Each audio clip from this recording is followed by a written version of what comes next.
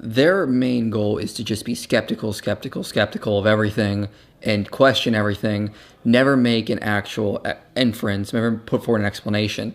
So when Matt Dillahunty debated Braxton Hunter, I watched in preparation for my debate with him. Braxton just went flat out and said, "Are you offering an alternative to the resurrection?" And he flat out said no. So this is not an exchange of different ideas. Who's got the better worldview with skeptics? Skeptics don't want to put forward their own worldview because they claim they don't really have one as concrete as like a theist would say. Like we would say Christianity is true. It's the best explanation of reality. It explains most of the evidence. Skeptics are going to deny that.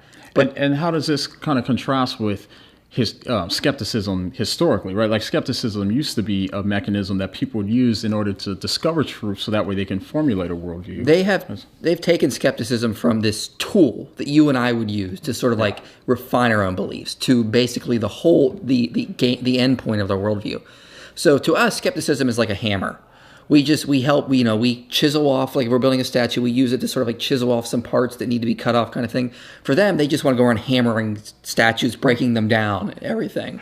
So we're doing different languages. You and I are trying to chisel this perfect worldview that best explains the evidence. Skeptics are just taking their hammer, going around smashing statues and saying, see, it's incoherent. So the way you handle that is you don't give them that time of the day. When they say they're not convinced, this is one of Matt Dillahunty's favorite lines, well, I'm just not convinced. Well, I don't know. The best response to that is just to say, well, that works for you. You can believe whatever you want. I choose to follow the evidence and follow it to the best explanation. That basically makes your own explanation immune to their criticism because they sort of set themselves up as the arbiter of truth. Yeah. I'm not convinced. And a lot of theists, when they debate Matt Dillahunty or other skeptics, is they fall into that. Oh, you're not convinced. Let me try to convince you. Don't try to convince them. Don't. They're never going to be convinced. Simply point to the audience. Well, look, I offered the best explanation. My opponent has not.